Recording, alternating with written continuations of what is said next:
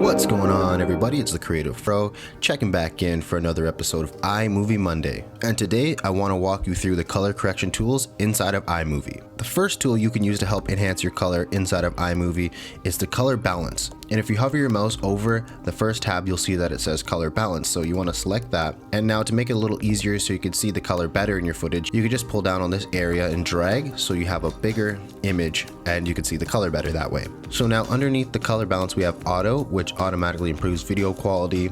Match color is adjust the color of this clip to the color of another clip. For white balance, it corrects the color of the clip based on a project that should be white or gray. And skin tone balance, correct the color of the clip based on the skin tone. And you can see the change once I select it. So that balanced it pretty well actually. Auto worked good on this clip. If you want to undo the change you just added, all you have to do is click on it again. Another option is you can match the color.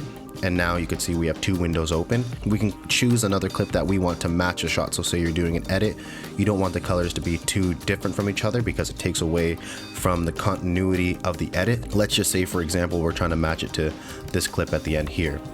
So now as I hover here, this clip is more balanced to this clip that I have here selected. So what I'm going to do is hit check mark. You could see that it has matched the color of this clip over here. And that was based off the color in this clip. Over here we have the white balance, so you can select that. Now with this eyedropper tool, all you need to do is select a white part in your clip that you can use for the balancing. I'm just going to choose the wing. Now you can see iMovie has color balance this clip based off the white area on the plain wing. And this actually looks pretty good. Another way you can go about balancing the color is using the skin tone balance. So we don't have any skin in this shot, so I'll skip over. We're gonna choose skin tone balance. And it's going to give us an eyedropper again, and all we need to do is select part of the skin. So I'll just click here, but sometimes this doesn't work, and this is a good example. So I don't like how it automatically white balanced this based off the skin tone. So what you can do is cancel it and try a different area, see if you get a result that you like. So I don't think I'm going to be able to choose the skin tone balance on this because I don't like how it makes the image look. Let's say we were to choose the white balance.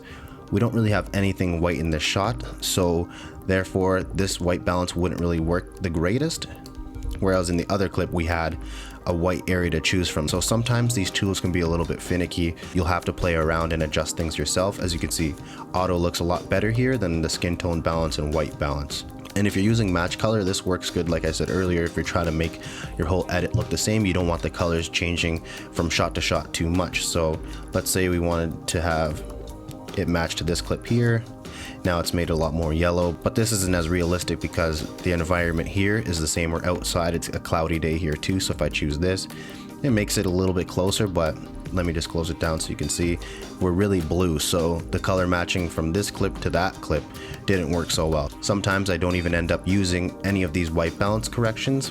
So the process for iMovie would be you start with your color balance in this area here, and then we would move to the color correction. So that way we can add saturation, and this is where we can get into adjusting the color a little bit more.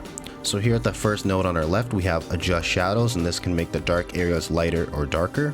Beside that, we have a contrast adjustment, so we can increase or decrease the difference between light and dark areas. In the middle, we can adjust the brightness to make the clip lighter or darker, adjust contrast to increase or decrease the difference between light and dark areas. The last node is the adjust highlights, so you can make bright areas lighter or darker. So as you can see, if I bring the shadows down too far, the image looks really dark from that. So we don't want to adjust it too far that way. I can pull it up a little bit, and there we go. I like that there. Then the contrast here. Now you can see as I'm pulling this one, it's adjusting the contrast on the right too as well. I think I like it more towards the middle, and sometimes you just have to play around with this and scrub to the left or right and see what you like best. Now we can adjust the brightness, so let's try bringing it up a little bit. I like that there. And now the highlights, you can just bring them down a little bit if you'd like, or up if that's what you're looking for. See, as you go too far, it really overexposes a shot, and now all our highlights have become blown out. So we don't want it too far that way. Right around here should be good. Perfect, that's a nice clip there. Over to our right, after we're done adjusting the shadows and everything, we can come to the saturation. And if we drag it up, it's gonna bring more saturation into the shot. You can see you can take it a little too far, and now our colors are really bright, or What I like to do is just bring it down a little bit so it's not so saturated. And that's up to you. If you like a more saturated shot, you can easily pull that up. If you don't like that and want to go with a more faded, desaturated look, you just have to pull it to the left-hand side. Now, the last adjustment you have here in the color correction tools is the temperature adjustment. If we pull it to the right, it's going to make our shot more yellow. Now, if we take it all the way to the right, it's very yellow, or we can come more to the blues. And if you go too far, it makes the whole shot really blue. But for this, I think I like it a little bit more on the blue side since it was a cloudy, snowy day that day. Keep in mind, you want to go left if you want a cooler shot and go right if you want a warmer shot. Now here's the clip with the color balance and color correction added to it.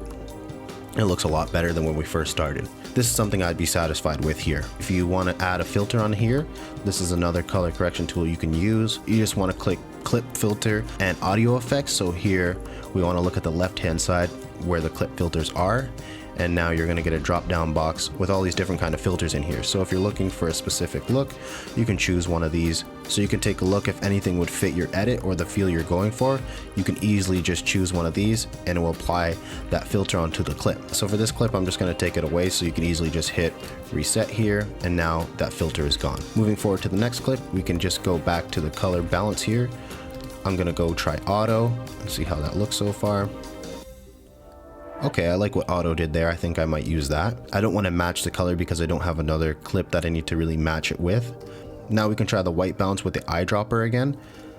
Let's just find an area that's white. So right here I have a reflector, so I can choose the white balance here. It's going to give me the dropper, and we'll select right there. I'll just hit the check mark. Nice, that actually did a pretty good job too as well, so I could possibly use that.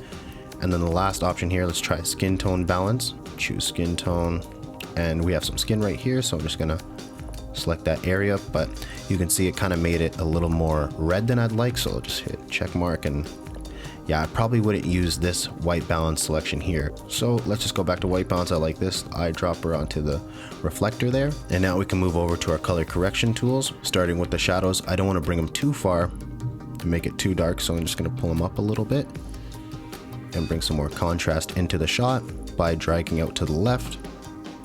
We'll pull our brightness a little bit down too as well. I think it looks better down. And then the highlights can come down a little bit too. Okay, nice, that looks a lot better. I'm gonna now adjust the saturation. I like to bring it down right there. I don't love the warmer shots. I'm just gonna pull it down a little bit to the cooler side, and I think that's good right there. I really like the color correction and balance on this clip here. Now we're back in the color balance tools.